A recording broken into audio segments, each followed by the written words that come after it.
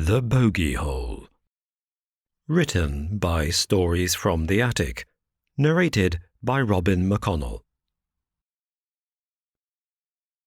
Of course, when it came to the kids, we all knew what had happened to Danny. It was simple. Joey Loam had got him. We never really talked about it amongst ourselves, and we certainly never mentioned it to the adults, but we all knew. Joey Loam had got him and taken him back to the Bogey Hole.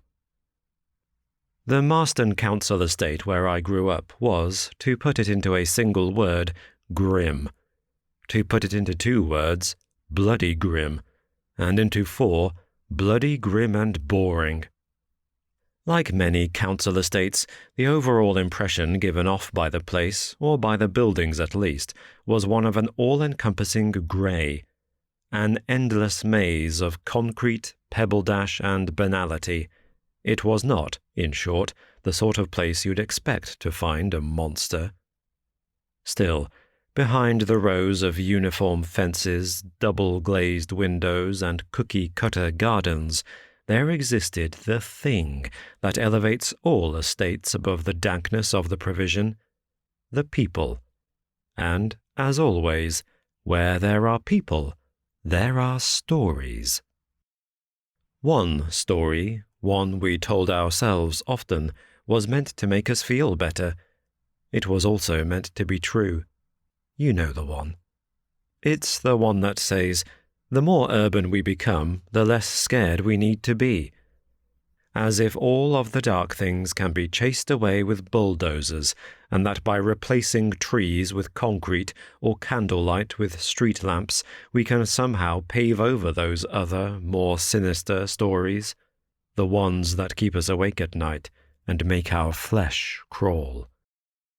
There are no ghosts in a city, we tell ourselves, no demons in a car park. But these are adult stories. Children are more truthful.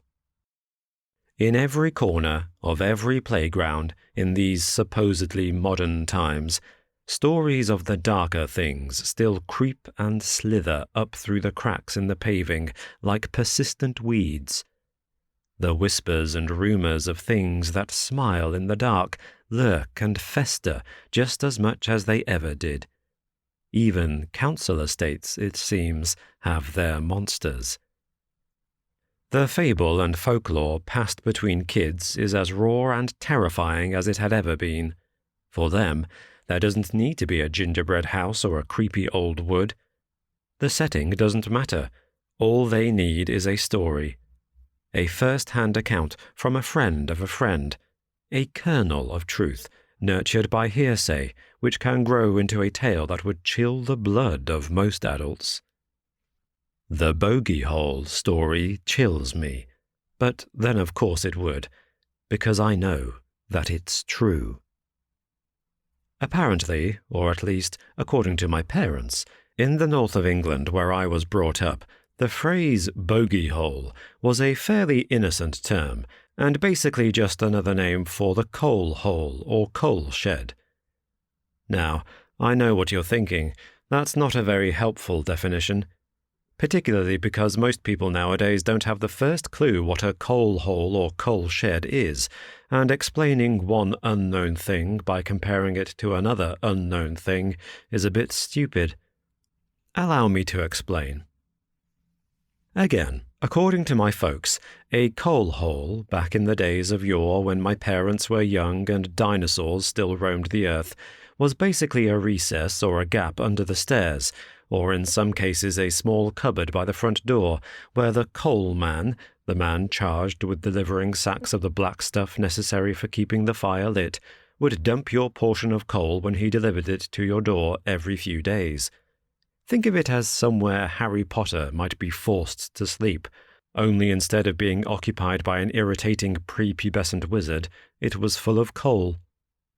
Of course, having grown up in the noughties rather than in the greyish-brown Dickensian nightmare that seems to have been my parents' childhood, I, like most people hearing or reading this, was decades from a time when we needed coal to heat our homes.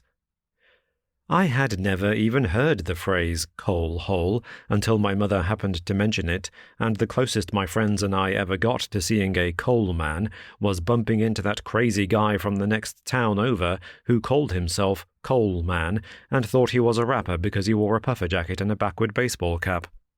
I had, however, heard of a bogey hole, though for my friends and I that phrase had a very different and far less innocent meaning. For us, the bogey hole referred not to the space under the stairs or an area for the depositing of fuel, but to one very particular location, specifically the small green door adjacent to the entrance of a council house on the Marston estate and the space that lay just behind it. Crammed under the porch and at a right angle to the front entrance, the door had once been green, as evinced by the last remnants of paint still clinging stubbornly to the faded wood like moss on a fallen tree. Now, though, it would probably be more accurately described as grey or faded brown, stripped as it was by time and the elements of its previous coat, and never repainted. The house itself, 19 Mouselow Croft, was of no particular interest to us. It had been boarded up for years. Looking back, it probably would have made more sense for the thread of our childhood folklore to be wound around that empty shell of a building. After all, it was abandoned, boarded up, and a bit spooky-looking. But for whatever reason, it wasn't. Instead, the stories and urban myths that kept us awake at night came not from the house itself, but from that tiny door. From the bogey hole. The door, we knew, led to a storage cupboard. A small, windowless cement room, like a cell, around 4 feet square and 6 feet high.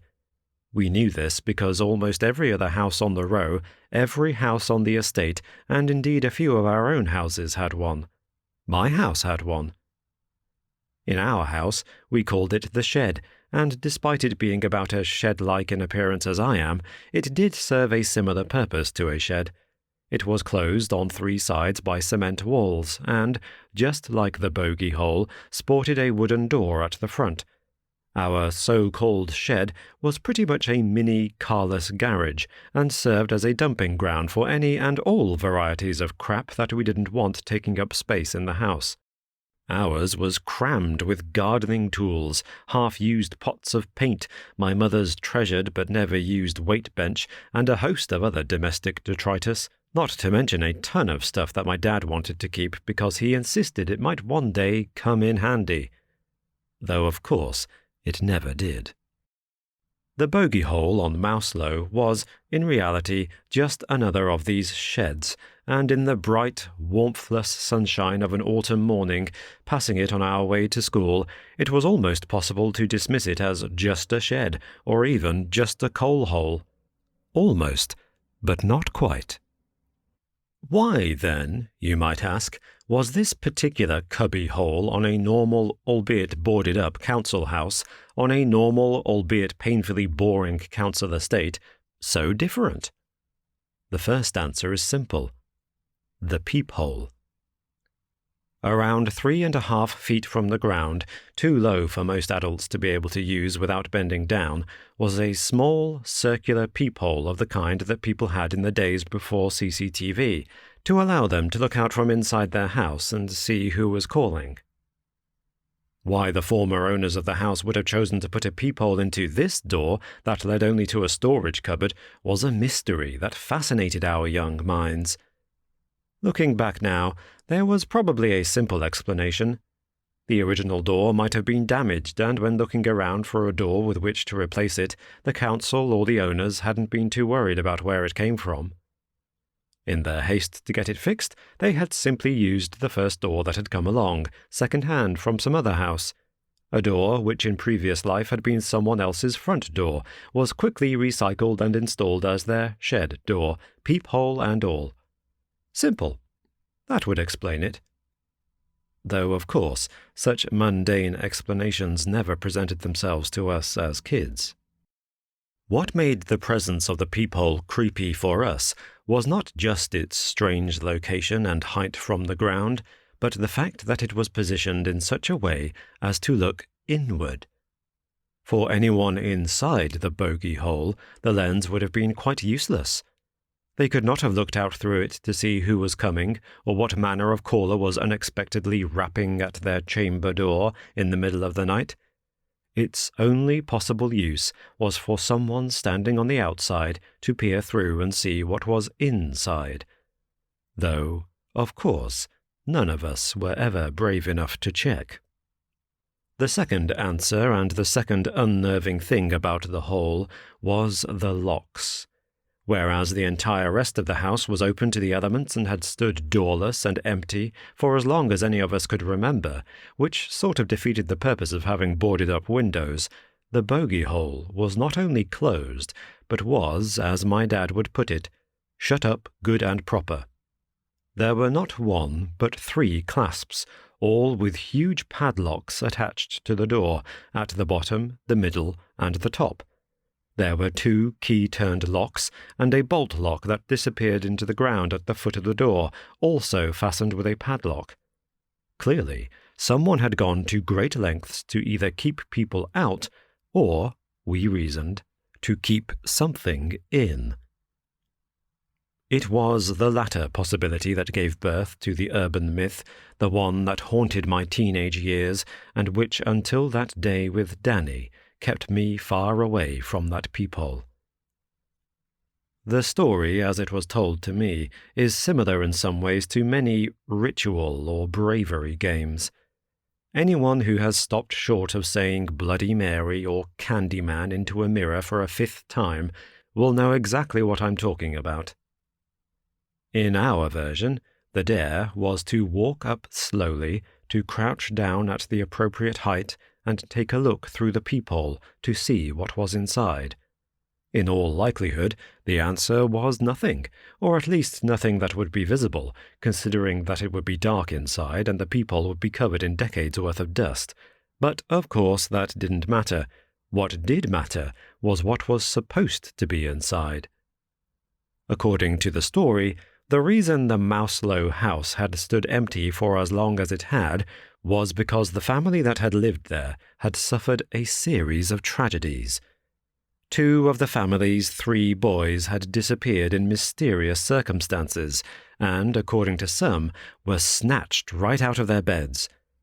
The third and surviving brother, a man whose name changed every time depending upon who was telling the story, apparently said that days before his youngest brother went missing, he had come into the house one evening crying his eyes out, saying that something had spoken to him from inside the bogey hole.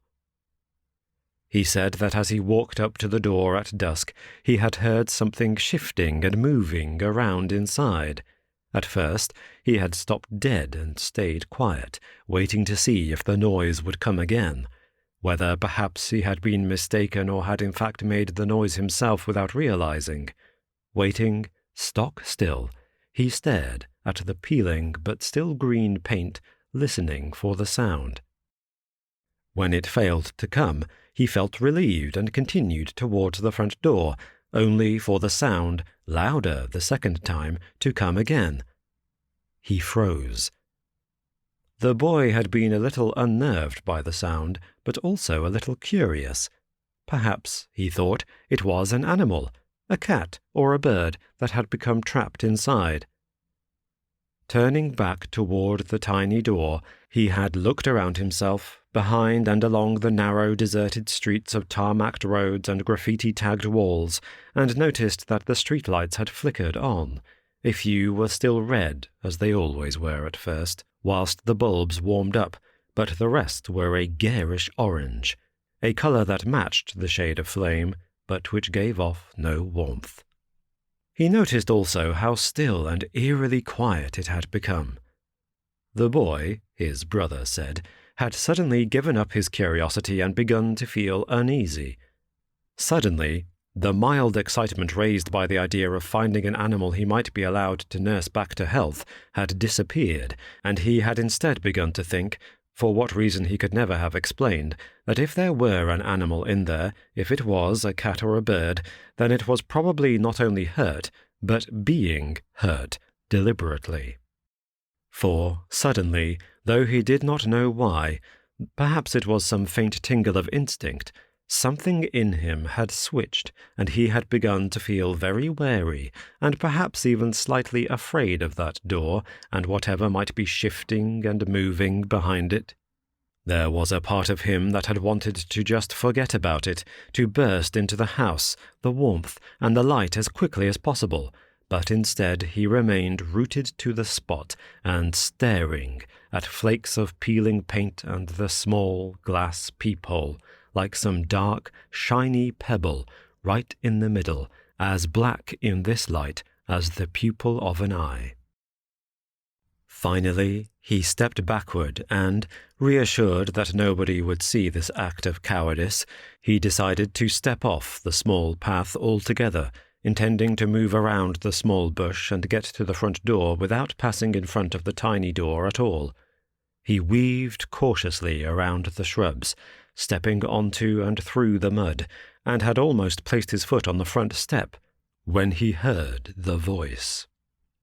A strained, tattered, almost stringy voice that, low and soft, whispered to him from just behind or perhaps beneath the door.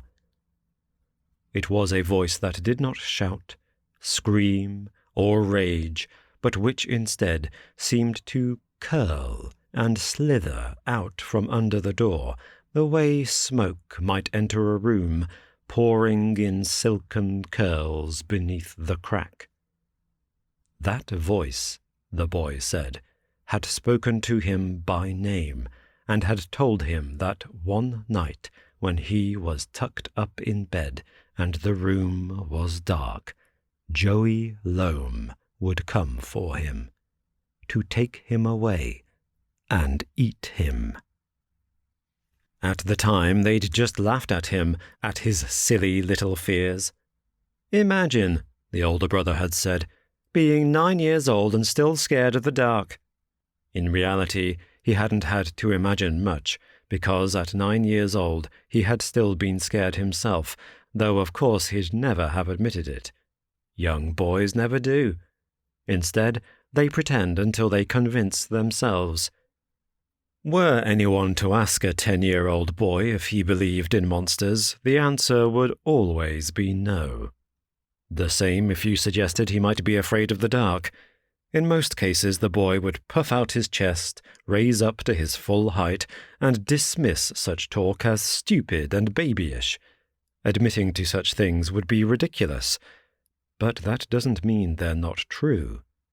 It doesn't mean that those same boys do not snatch the blankets up and pull them over their heads when they're alone, when the floorboards creak or the wind forces the branch of a tree to lightly scratch at the windows.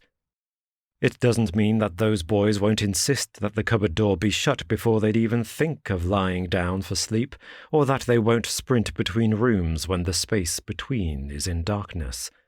As children get older, the fears still remain. They just get easier to hide. When the 2 snatchings happened, when his brothers disappeared, the eldest brother, the one who was spared, was said to have noticed on both occasions how the door to that bogey hole had been open, just a crack. That was part of the myth, just as the peephole was.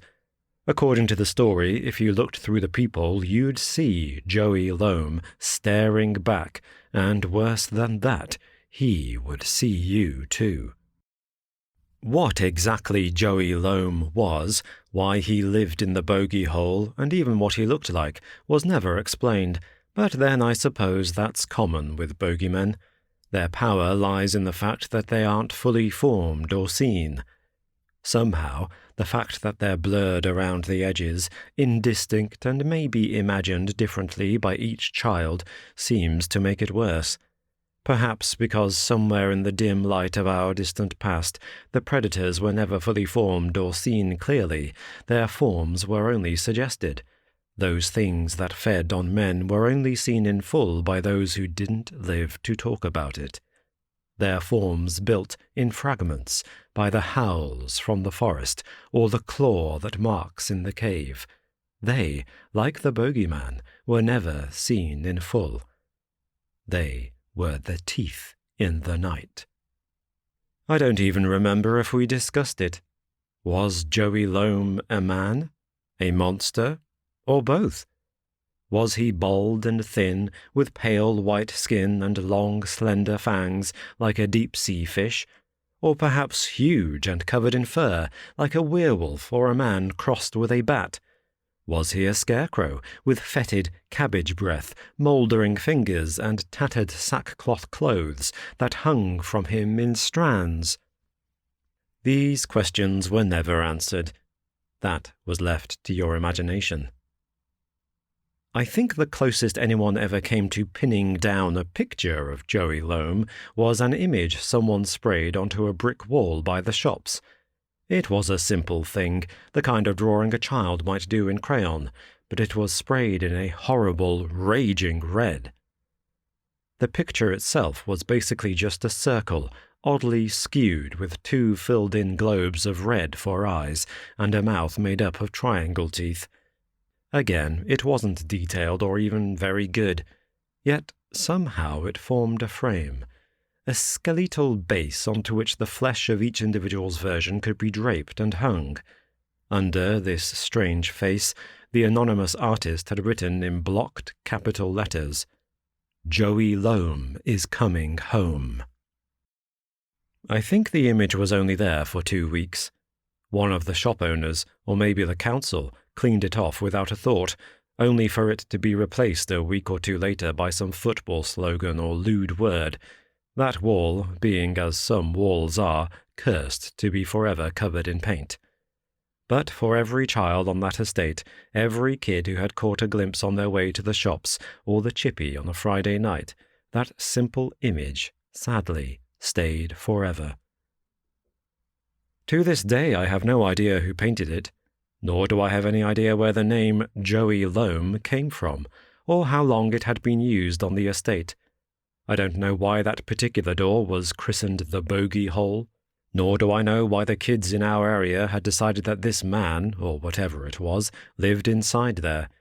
These things, it seems, these myths, have a habit of simply appearing, growing, and spreading like thick black mold in damp-ridden houses.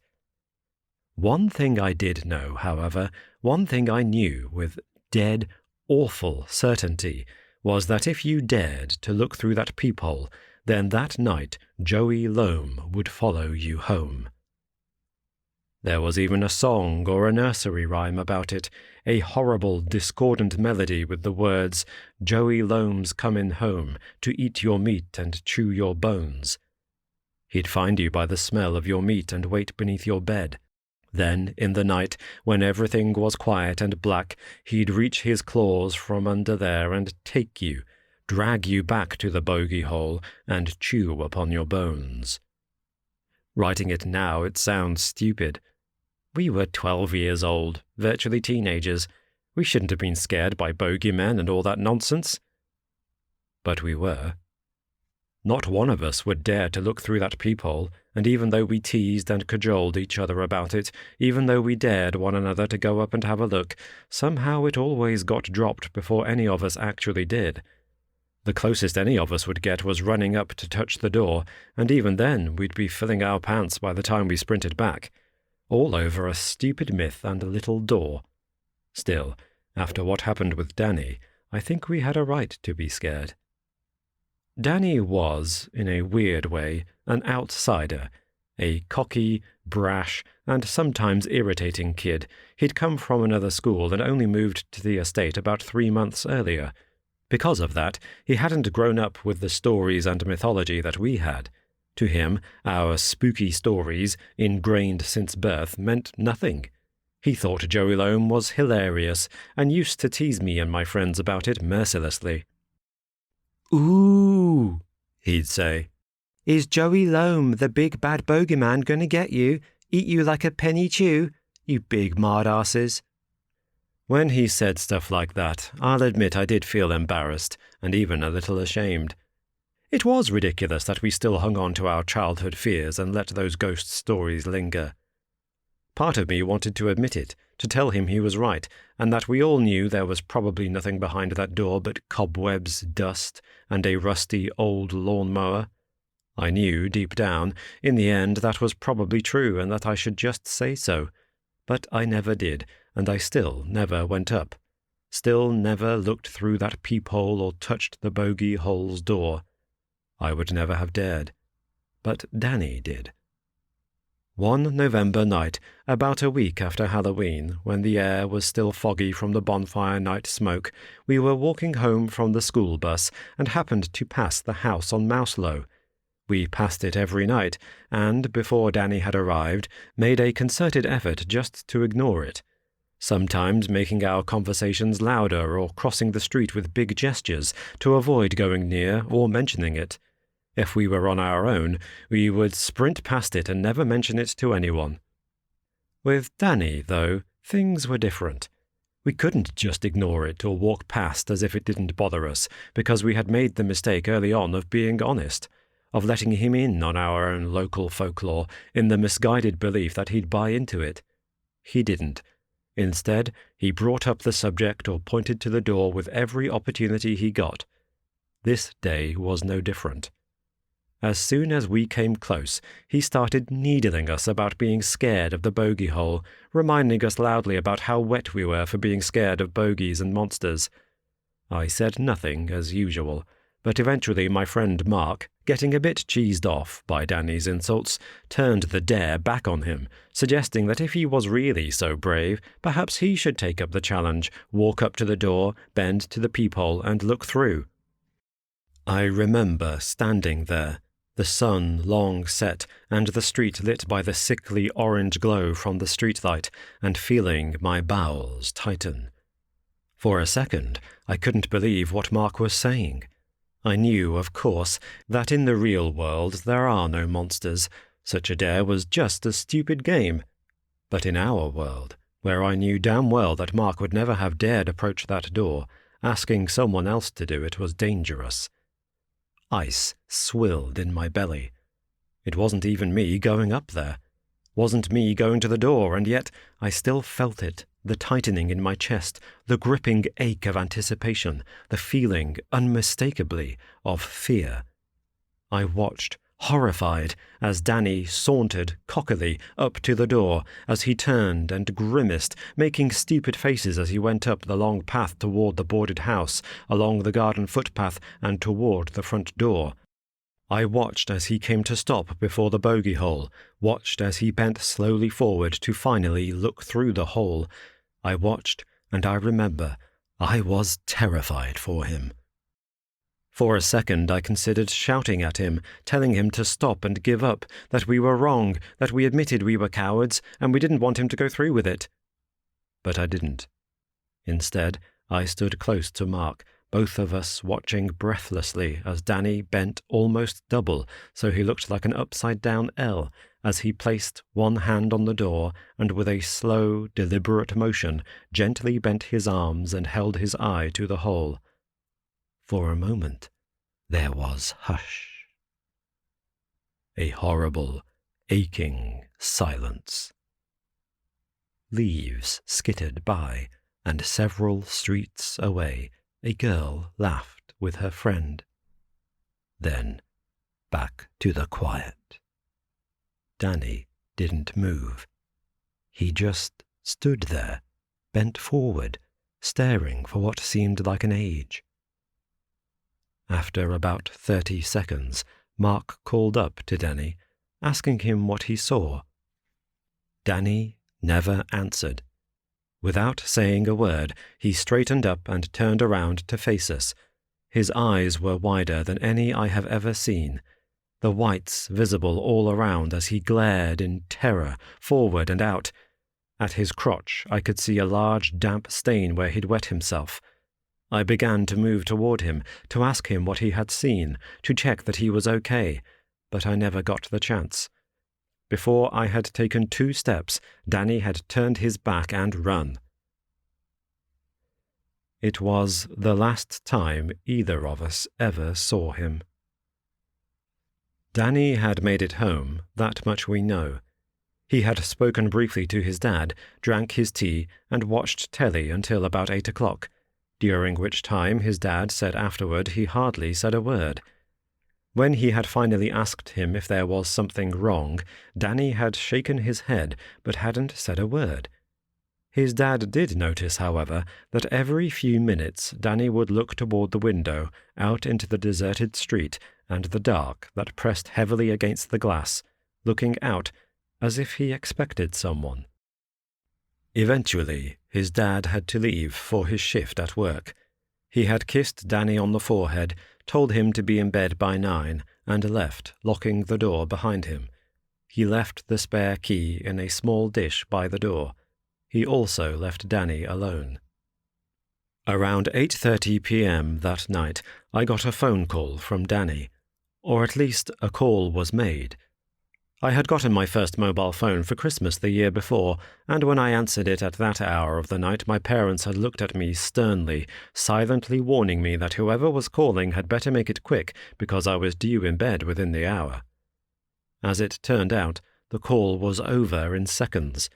Lifting the receiver to my ear, I listened carefully and even called Danny's name a few times. Then, leaving the room so that my parents couldn't hear, I remember whispering to him, asking if he was okay. I told him that it was all right about the bogey hole, that we wouldn't tell anyone about his accident, and that we could keep it between the three of us. Still, there was no answer. Then the line went dead. Obviously, when Danny's dad came home the next morning to find the house empty, he panicked. He called the police and, as the last of his friends to see him, we were asked to talk to them. We told him what we'd done that day and answered their questions. Questions about his mood, about whether he was being bullied, how he had seemed when we left him, and whether he had mentioned going anywhere. We answered all of their questions, but some parts we left out. We never mentioned the bogey hole. Never told them that Danny had looked through the peephole, then run away. That whatever he had seen on the other side of that door had scared him so badly that he'd wet himself. We didn't say that he had tried to call, that maybe he'd wanted to ask for help, or to say that he was scared, or maybe that though his father had left, he felt as if he wasn't alone. We never said a word. Because what would have been the point? They wouldn't have believed us, even if we'd told them. Just as they wouldn't have believed what both Mark and I had noticed walking past the bogey hole on that cold autumn morning the next day, when both of us had looked, terrified, to our right and seen that every single lock that had been fastened to the wood was broken, and that the door of the bogey hole was open, just a crack.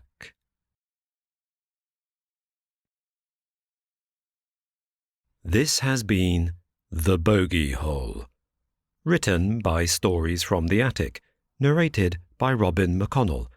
Copyright 2023 by Michael Vandervoort. Production copyright by Michael Vandervoort.